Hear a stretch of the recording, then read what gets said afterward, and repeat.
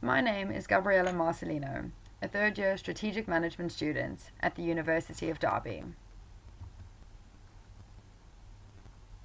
Sandals Resort International is the undisputed leader of Caribbean experiences and remains fiercely committed to the region, dedicating itself to innovative resort development. This presentation will examine their strategic and non-strategic decisions, their attitude to risk, and attempt to make recommendations for their future. The founder and chairman of Sandals Resort International, or SRI, is Gordon Butch Stewart, a fifth-generation Jamaican. This privately owned billion-dollar empire began in the 1960s with a small air conditioning company in Ocho Rios. When the Jamaican government turned socialist in the 1970s, Stewart realized the opportunity for tourism and bought a small, rather run-down hotel that was never believed to be popular, and opened Sandals Montego Bay, an all-inclusive couples resort where love is all you need. Stewart's philosophy was simple: give the guest more than he or she expects, and before long he started to take over the Caribbean, opening more resorts in Jamaica, before moving on to Antigua, St. Lucia, the Bahamas, Turks and Caicos, Grenada, and most recently, Barbados. Strategic management is defined by Okumus, Altany, and Prakash as a field of study that involves the process through which firms define their missions and visions, as well as craft and execute strategies at various levels to sustain competitive advantage. SRI's mission: we believe in creating memories of a lifetime by constantly providing the luxury-included experience through our outstanding team members and our commitment to environmental practices and partnerships. SRI's vision: we can do it better. As defined by Porter, niche marketing occurs when the organization focuses on a specific niche in the market by offering products especially developed for that niche.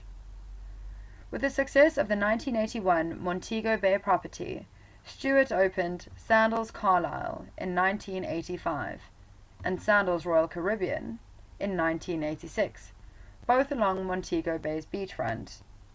1988 saw the opening of Sandals Negril on Negril's famous 7-mile-long beach.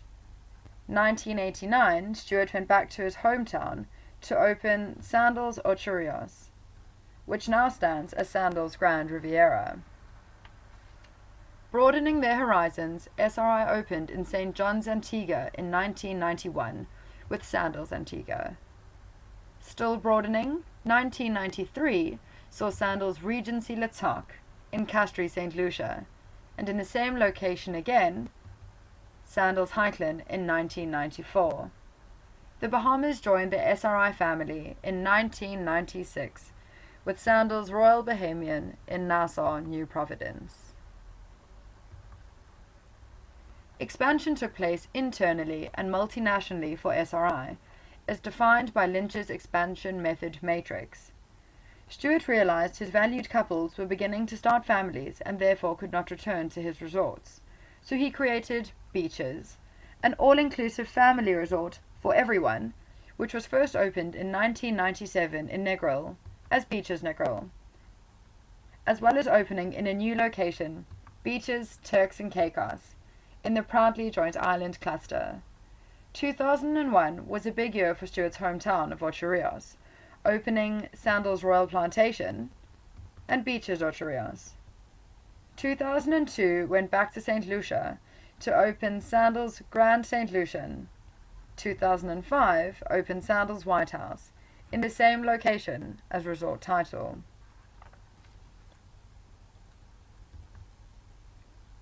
Market diversification is defined by ANSOF as the combination of a new market with a new product. Both Sandals and Beaches, respectively, were aimed at the American middle class.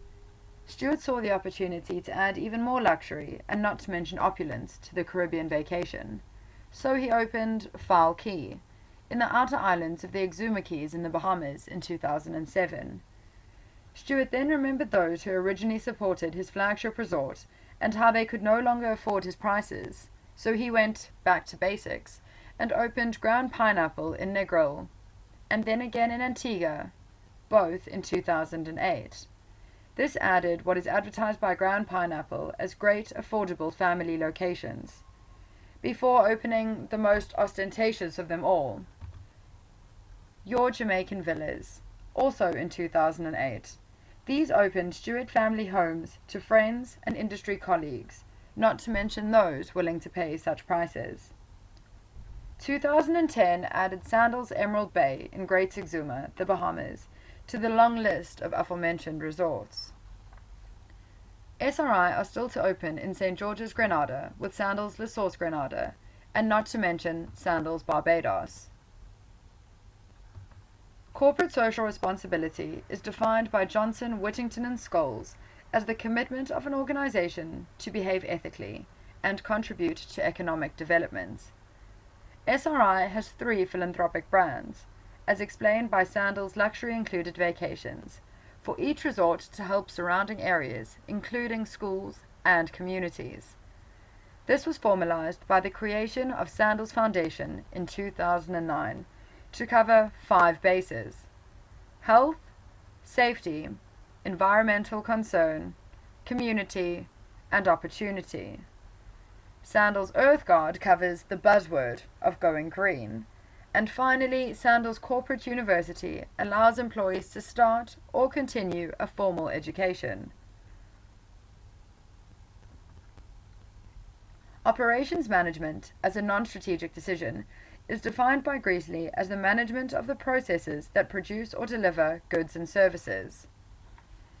There is a set pattern when it comes to guest complaints, and having worked at Sandals Royal Bahamian in Nassau, the Bahamas, I happen to know just how that goes. It begins with an unsatisfied guest and an employee of their choice. Then, as many employees get involved as possible, whether they volunteer to listen or have no choice, there is always a cluster of employees huddled around that one unsatisfied guest.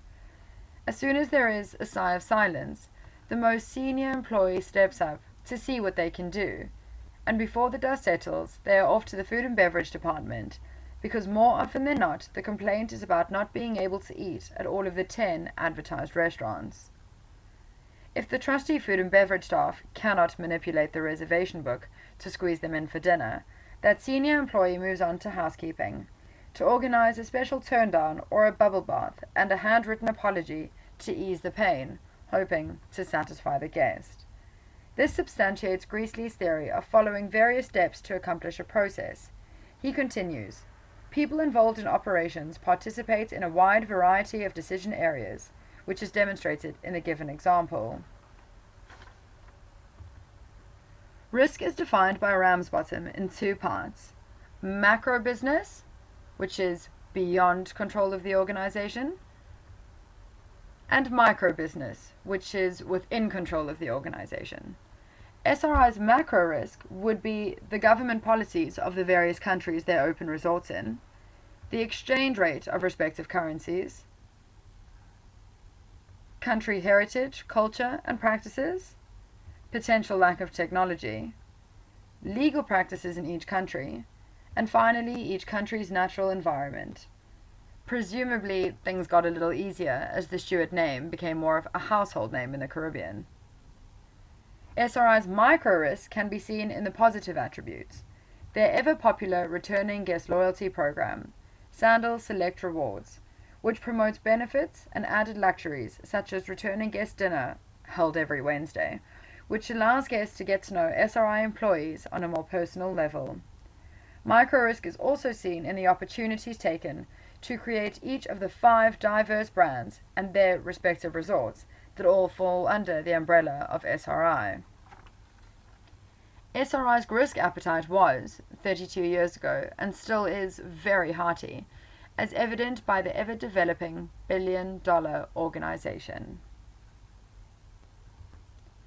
Having noted the very diverse market that Stewart has penetrated, whether it be the guest specifics of the couples, or family resorts, or the financial segregation of the working class, the middle class, and the high end, or the difference between the very simple and rather opulent.